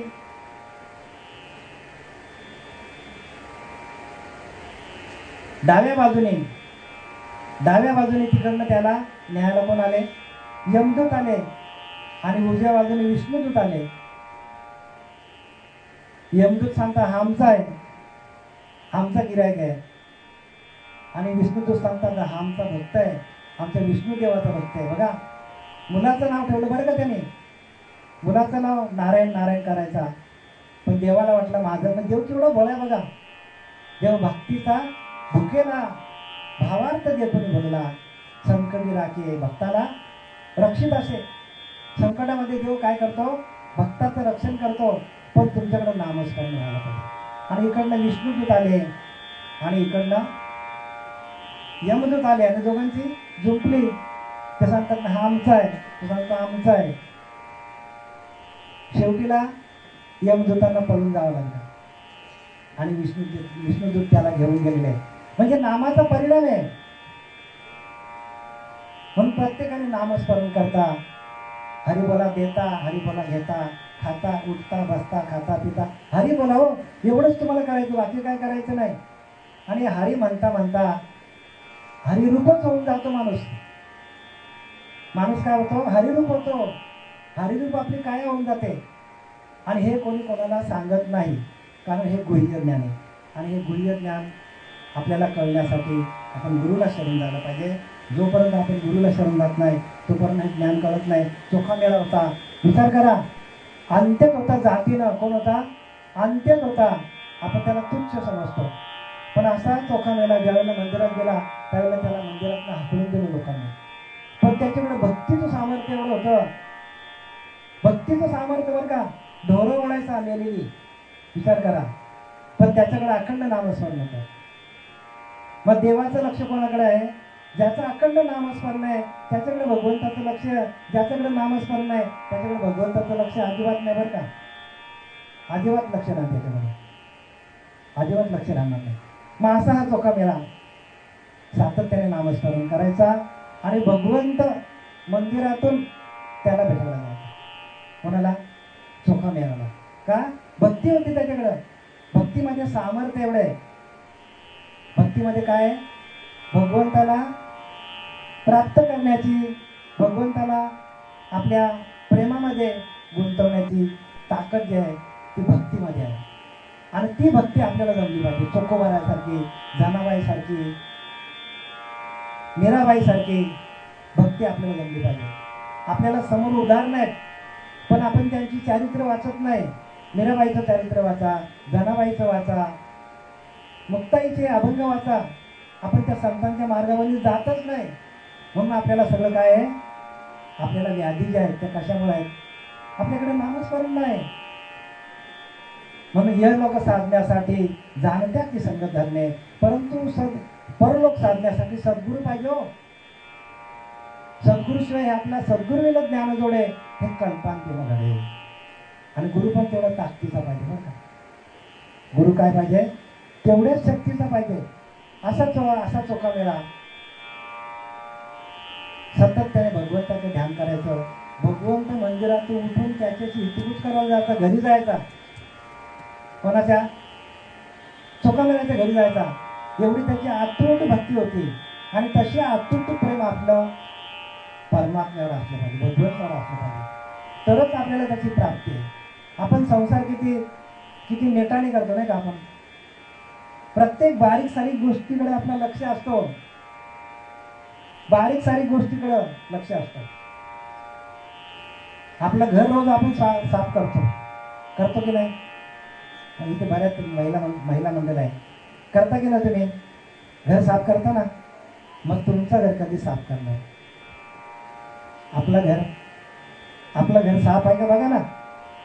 आपण हे झाडू मारू, दिसतं, जे दिसतं त्याच्यावर आपण झाडू मारू, पण जे दिसत नाही ते तो कचरा कोण काढणार आहे. दिसणारा कचरा काढणार तुम्ही, न दिसणारा कचरा भगवंत काढतो, सद्गुरू काढतात. आणि तो आपल्याला जमला पाहिजे. मग माया दिसे ब्रह्म न दिसे. आणि ब्रह्म असं तर ते असे सर्व काळ तो परमात्मा आहे. आपण गेलो तरी परमात्मा जाणार आहे का. परमात्मा जागेवरच आहे. तो जात नाही, येत नाही. देव येत नाही, जात नाही, परंतु तो असं तर ते असे सर्व काळ तो आहे. पण त्याची ओळख आपण घेत नाही. आणि त्याची ओळख करून घेण्यासाठी गुरुला शरण जा. आपले श्रीपद बाबा, रामदास बाबा, नारायण बाबा, नाना बाबा, पांडुरंग दिवेकर बाबा, शरद बाबा, गजानन महाराज आमचे हेच कार्य करतात. बाबा पण हेच कार्य करून गेले. पण ह्या कार्यासाठी काय लागतो. पुण्य लागतो. बहुत जन्माचं पुण्य जोडे तरीच परमार्थ घडे. आणि मुख्य परमात्मा पुढे अनुभवाशी आपल्याला अनुभवायला येतो बरं का. आता ह्या लोकांना विचारा, अनुभव लगेच सांगते तुम्हाला. सगळ्यांना अनुभव आहे, प्रत्येक साधकाला अनुभव आहे. आणि अनुभवासाठी परमार्थ करा. उगाच आपला वेळ घालण्यामध्ये परमार्थ नाहीये. तुम्हाला अनुभव यायला पाहिजे. प्रचिती विना निरूपणाशी बैसूच नाही लिहिले समर्थ रामदास. ऐका, प्रचितीची लक्षणे. प्रचित पाहतील ते शाने, प्रचिती विना दैन्यवाने सांगितले. प्रचिती नाही तर दैन्यवाने होईल अवस्था माणसाची. म्हणून प्रत्येकाने अनुभवासाठी परमार्थ करा. आणि असा तो चोखा मेला. आणि त्याच्या मंदिरातून देव प्रत्यक्ष उठून त्याच्यात हितगुज करायचं. आणि एक दिवशी काय केलं, मंदिरातला देव उठून गेला. आणि मंदिरात आलेला चोखोबाऱ्याला लोकांनी काय केलं, बाहेर काढलं. आणि नदीच्या पलीकडे त्याला हाकलून दिलं. नदीच्या पलीकडे झोपडी बनवली चोखोबाऱ्याने. आणि भगवंत नदीच्या पलीकडे गेला त्याला भेटायला. बघा झालेल्या कथाच बरं का. या भक्तीचा सागर या. आणि मग तिथे काय केलं, भगवंत गेला तिथे भेटायला. आणि भगवंताने देवाला वाढल्यानंतर जी दही वगैरे होती ती भगवंताच्या ह्याच्यावर पडली. आणि चोखा मेला ओरडला कोणावर, आपल्या धर्मपत्नीवर. तू काय करतेस, कसं काय चाललं तुझं. देवाच्या त्या शालूवर पडलं ना. आणि मग देव जेवले. त्याच्यानंतर अंगणात बसले. आणि वरतून काहीतरी पडलं त्यांच्या अंगावर. कावळ्याने काहीतरी बिया टाकल्या त्या अंगावर त्याच्या. आपल्याला माहीतच सगळ्यांना. मग असा परमात्मा कुठे भेटायला गेला, मंदिरातून उठून गेला. कुठे, पंढरपूरला. कुठे, चोखोबाऱ्याच्या झोपडीमध्ये. आणि मग त्या मंदिरातल्या पुजाऱ्यांनी बघितलं. आणि त्याने काय केलं, चोखोबाऱ्याच्या थोबाडीत मारले. चोखोबाऱ्याच्या थोबाडीत मारल्यानंतर भगवंताच्या गालाला फुगा आलेला. बघा भगवंताचा गाल पण सुटलेला आहे. मग तो काय करतो, तो तिथला जो पुजारी असतो तो मंदिरात येतो, बघतो तो देवाचं गाल सुचलेला आहे. त्याच्या लक्षात आलं, अरे बापरे, भगवंताचा भक्त तो जन्मापासून मुक्त. लक्षात ठेवा, ज्ञानवाले विरक्त नैराश्य बोधे. सर्व काल जो भगवंताचा भक्त तो ज्ञानवाले विरक्त, जन्ममरणापासून मुक्त, सर्व काळ मुक्तच आहे तो. पण भगवंताचा भक्त व्हायला पाहिजे. मग त्याने जाऊन काय केलं तर चोखोबाऱ्यांचं काय केलं, माफी मागितली, बाबा मला माफ करा. आणि मंदिरात आलं, भक्ताचं देवाच्या त्या शालूवर सगळी ती दहीची घाण लागलेली ती पण बघितली त्याने. आणि मग चोखोवाऱ्या आला आणि त्याने काय केलं, मिठी मारलेली भगवंताला आणि त्याचं गालफड दिलंय, सगळं परत आतमध्ये गेलेलं आहे. म्हणजे भगवंताची सेवा करणं फार महत्वाचं आहे. आपल्याला ज्या गोष्टी रूपाने सांगितलं, आत्मज्ञान भरपूर सांगू शकतो, पण इथे आपली संख्या कमी आहे. द्वैतातले लोक पण बरीच आहेत, त्यांनाही कळलं पाहिजे भक्ती मार्ग काय. मानत मानत मानत मानत जाणे मुळाकडे जावं लागेल तुम्हाला. मूळ काय आपलं, मूळ काय आपलं पाहता आपले मूळ स्थान सहजच एवढे अज्ञान, या नाव बोलीचे ब्रह्मज्ञान मोक्षदायक. आपल्या मुळाकडे जायला पाहिजे. आणि मूळ काय आपलं, तर आपला आत्मस्वरूप हाच आपला मूळ आहे. आणि त्या स्वरूपाकडे जाणं, स्वरूपाशी एकरूप होणं, स्वरूप आनंदामध्ये जाणं म्हणजे भक्ती आहे. मग ही भक्ती करायची नाही का, ही करा. नाही करत तोपर्यंत करा. नातुडे मुख्य परमात्मा म्हणून करावी लागेल प्रतिमा. आपल्याला परमात्मा दिसत नाही, भासत नाही, म्हणून आपण प्रतिमेचं पूजन करतो. पण प्रतिमेचं पूजन करता करता त्या प्रतिमेतला परमात्मा आपल्या आतमध्ये प्रगट व्हायला पाहिजे. कारण देव कुठे आहे, देव आतमध्ये आपल्या. भजन कोण करतो, त्या मूर्तीतला देव करतो का आपण करतो. मग आपल्यातला देव प्रगट व्हायला पाहिजे ना. मूर्तीची पूजा करता करता आपल्या आतमध्ये असलेला तो पांडुरंग परमात्मा तो प्रगट व्हायला पाहिजे. आणि तो प्रगट होण्यासाठी भक्ती आहे. भक्ती कशासाठी आहे, की तो प्रगट व्हायला पाहिजे. आणि तो एकदा प्रगट झाला, त्याच्याशी एकरूप झाला, मग आज फिटले माझे कोडे, आपलं पिढं सगळं कोडं काय फिटून जातो आपलं. पण ते करण्यासाठी गुरुला शरण जावं लागेल. म्हणून गुरु दावी या वाटा, गुरुच आपल्याला वाट दाखवू शकतो. वाट दावी त्याच्या पुण्या नाही पार, होती अगणित उपकार. संतांचे आपल्यावर अगणित उपकार आहेत, कारण त्यांनीच आपल्याला वाट दाखवलं. म्हणून तेची संत ज्यांचा हेत विठ्ठली, मेहनती काय टाणाटोना नामस्मरण वाचुनी. टाणाटोना करत नाही देव. कोण आपले संत काही टाणाटोना करत नाही बरं का. सद्गुरू काही टाणाटोना करत नाही. ते काय करतात, नामस्मरण कसं करायचं ते आपल्याला शिकवतात. आणि नामस्मरणातूनच भगवंताची प्राप्ती आहे. जर भगवंताची नामातून प्राप्ती नसती तर मग मला सांगा, त्या सदन कसाही होता तो, त्याला देव प्राप्त झाला असतं का. शालिग्राम त्याची पूजा, शालिग्राम म्हणून देव त्याच्या तराजूमध्ये पूजा करत होता. विचार करा, 1 किलो तर बरोबर 1 किलो द्यायचा, 2 किलो तर 2 किलो द्यायचा. म्हणजे सेवा कोण करायचा, तो भगवंतच सेवा करायचा का. त्याच्याकडे सातत्याने नामस्मरण चालू होतं. तसं तुमच्या आमच्याकडं सातत्याने नामस्मरण चालू असलं, सातत्याने नामस्मरण चालू असलं तर भगवंत आपल्या जवळच आहे. जवळी नव्हे अंतरी, पण भेट नाही आयुष्यभरी. तुमची भेट तुम्ही करून घ्या, भगवंताशी एकरूप व्हा. आता आपल्यातून निघून गेलेले कैलासवासी कृष्ण गोपाल म्हात्रे यांचं 5वं पुण्यस्मरण. आणि त्या पाचव्या पुण्यस्मरणानिमित्ताने आपण इथे जमलेलो आहोत. आणि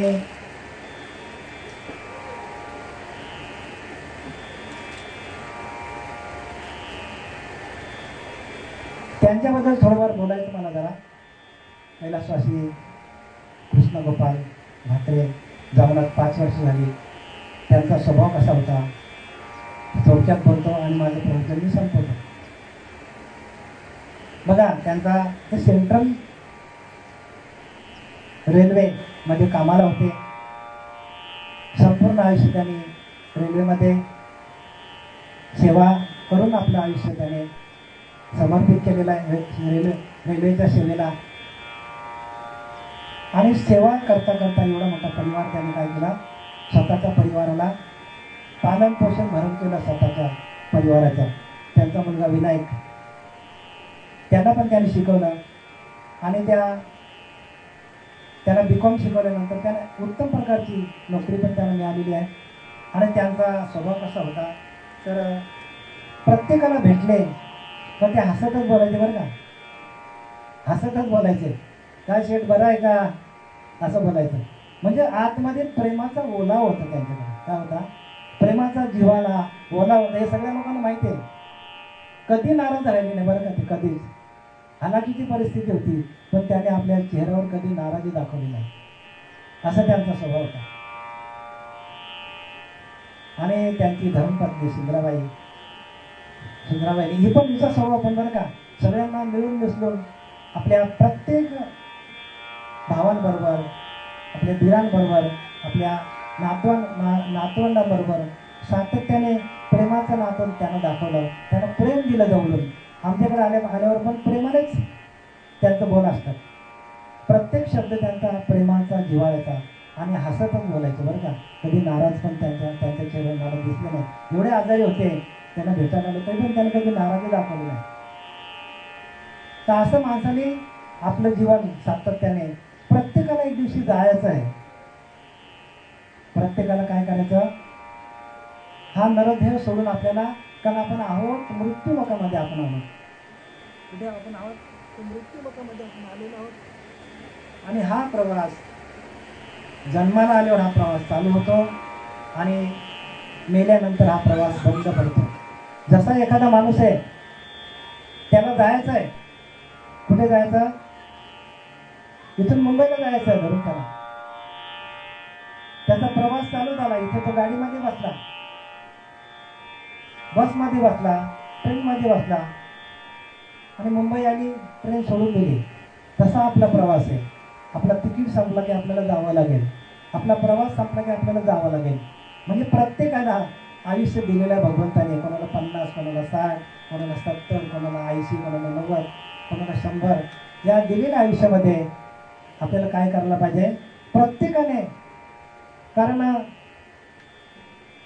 प्रत्येक जीवामध्ये तो परमात्मा बसलेला आहे. जे जे भेटेल भूत ते मानिजे भगवंत. हा भक्तियोग निश्चित जाण माझा. 100% हाच भक्तियोग आहे. भक्ती म्हणजे काय, जी पूजा करतो ती करा, पण ज्ञानोबांच्या भाषेत सांगतो, जे जे भेटेल भूत, जो जो माणूस तुम्हाला भेटेल ते मानिजे भगवंत. प्रत्येकाच्या ठिकाणी भगवंत आहे, असा प्रत्येक माणसाकडे भाव व्हायला पाहिजे. जे जे भेटेल भूत ते मानिजे भगवंत आहे, तेथेच भगवंत आहे. हा भक्तियोग, हाच भक्तियोग निश्चित 100% जाण माझा. ज्ञानोबा असं हाच माझा भक्तियोग आहे की प्रत्येक ठिकाणी तो परमात्मा बसलेला आहे. परमात्मा प्रत्येकाच्या अंतःकरणामध्ये आहे. मी तुम्हाला मगाशी सांगितलं, हृदयस्थो नारायण.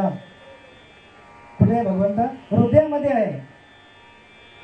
म्हणून तया नारायण म्हणे अखंड आठवावे ध्यानी, मग ते लक्ष्मी दयापासून जाईलच कशी. दयाची लक्ष्मी तो नारायण बलकट धरावा. म्हणजे आपल्या आतमध्ये असलेला तो परमात्मा, त्यालाच बलकट धरा, त्याचंच भजन करा. सकाळी पहाटेच्या पारी ब्रह्ममुहूर्तावर उठा, त्याचं ध्यान करा आणि त्या ध्यानातून तुम्हाला ज्ञान होणार आहे. वाचून ज्ञान होणार नाही, ज्ञान होईल पण आत्मज्ञान होणार नाही. आणि त्याच्यासाठी अखंड भगवद्गीता सांगतो. काय सांगतो बघा, भगवद्गीतेचं ब्रीद वाक्य तुम्हाला सांगतो. भगवद्गीता सांगतो, नाना शास्त्रे पठ्ये लोकम नाना दैवत पूजनम. पठ्य लोकांनी सगळी शास्त्र वाचली, 4 वेद, 6 शास्त्र, 18 पुराणे. नाना शास्त्रे पठ्ये लोकम नाना दैवत पूजनम. सगळ्या देवांची पूजा केली, 33 कोटी देवांची पूजा केली. आता अजून वाढले असतील मला वाटतं, गोडीकांचा, बाबलिकांचा, बरेच देव वाढत गेले. आता हे देव आपल्याला वाचवतील का सांगा. मग वाचवणार तुमच्या आतमध्ये ना, तो घेऊनच तुम्ही इथं आल्यात आणि त्यालाच घेऊन तुम्ही जाणार आहेत. हा देह तर इथंच पडणार आहे. मला सांगा, मृत्यूनंतर काय होतं सांगा. मृत्यूनंतर देह पडलेला असतो की नाही, मग देहातून आत्मा निघून जातो, देहामधून आत्मा निघून जातो ना निघून. निघून गेला वारा, निघून गेला वारा, खाली राहिला. मग तो पसाराच आहे ना. मग कोण असताना आपल्याला पसारा नाही, कोणाचा आसरा आपल्याला आहे, जो आपला अंतरीचा अंतरात्मा, त्याचा आपल्याला आसरा. आणि तोच आपला भगवंत आहे. आणि त्याचंच भजन करा, त्याचीच सेवा करा. कारण तुम्हाला असं वाटतं की आपल्याला देव बघत नाही. अरे बघणारा देव आपल्या आतमध्येच आहे. आपण काय खातो, आपण काय पितो, आपण कोणाचं काय वाईट करतो, हे आपल्या आतमध्ये कॅसेट आहे बरं का ती कॅसेट जर उलटी फिरली ना तर सगळे चित्र आपल्याला दिसतील, माणसाने काय काय केलं ते. म्हणून जरा जपून राहा. आणि म्हणून देव कोणी जवळ घेत नाही. देव जवळ का घेत नाही? कारण आपल्याला वाईट वागायला मिळणार नाही म्हणून देव कोणी जवळ घेत नाही. तुकोबाने ओरडून थकले, देव घ्या कोणी देव घ्या, देव घ्या कोणी देव घ्या. अरे देव घ्या कोणी देव घ्या. देव न लगे, देव न लगे का? साठवण्याचे रुजले जागे. ज्या ठिकाणी भगवंताला साठवायचा तिथे सगळा भरून ठेवलाय आम्ही, तिथे सगळं प्रपंच भरून ठेवलाय. मग देव कसा आतमध्ये येईल तुमच्या? देवाला राहायला जागाच तुम्ही ठेवली नाही. तुमचा अंतःकरण सगळा तुम्ही त्या विषयांमध्ये भरलाय. तो काम आतमध्ये, क्रोध आहे, लोभ आहे, काम, क्रोध, लोभ, मद, मत्सर, दंभ, संशय, चिंता, हे सगळे तुमच्या आतमध्ये आहेत. तो अहंकार तुमच्या आतमध्ये भरलेला आहे. ते 3 गुण तुमच्याकडे आहेत. आणि भगवंत गुणांच्या पलीकडे आहे, देहाच्या पलीकडे आहे, मनाच्या पलीकडे आहे. आणि आपण त्याला अलीकडे समजतो. गोंधळ आहे की नाही मला सांगा? परमार्थाचा गोंधळ आहे. सोडवा. आपले आपण करा, सोडवा ना. संसार बंधन तोडावेली. आपण या संसाराच्या बंधनातून बाजूला होऊया. आणि बाजूला होण्यासाठी भगवंताचं नामस्मरण सकाळी ब्रह्ममुहूर्तावर उठा. कोणाकडे नाम असेल नसेल तरी पण श्वासाकडे लक्ष द्या. श्वास जातो येतो, जातो येतो, त्याच्याकडे लक्ष ठेवा. तुम्हाला आनंद मिळेल, परब्रह्माची प्राप्ती होईल. आणि गुरुला शरण द्या. झालेली सेवा आपले सच्चिदानंद सद्गुरू पांडुरंग विजयकर बाबा, श्रीपाद बाबा, रामदास बाबा, नारायण बाबा, नाना बाबा. आणि झालेली सेवा आज आपण सर्वांनी तिथे या ज्ञानवारायचं ज्ञानेश्वरीमधील ओवी घेतली. सकाळ तीर्थच्या निवृत्तीच्या पायी ओवीने घेतली. कोणती? सकाळ तीर्थाची या धुरे जे का माता पित्रे त्या सेवेशी किवे शरीर लोन किजे. आणि संसार असा दारुण तो भेटला असे आरुषेनो तो ज्ञानदान सकळून भजिते गुरु. ही सर्व सेवा आपण ऐकली, ओवी आपण ऐकली. या ओवीतून आपल्याकडे जे काय पुण्य प्राप्त झालं ते पुण्य आपण आपल्या कैलासवासी कृष्ण गोपाल म्हात्रे यांच्या चरणी आपण अर्पण करूया. त्यांना जाण्याचा जो प्रवास जो आहे तो त्यांना सुकर व्हावा यासाठी आपण त्यांना देऊन टाकूया. पुंडलिकावरती हरी विठ्ठल, श्री ज्ञानदेव तुकाराम, पंढरीनाथ भगवान की जय, माऊली ज्ञानेश्वर महाराज की जय, जगद्गुरु जगन्वंद्य तुकाराम महाराज की जय, शांती ब्रह्म एकनाथ महाराज की जय. अवधूत चिंतन श्री गुरुदेव.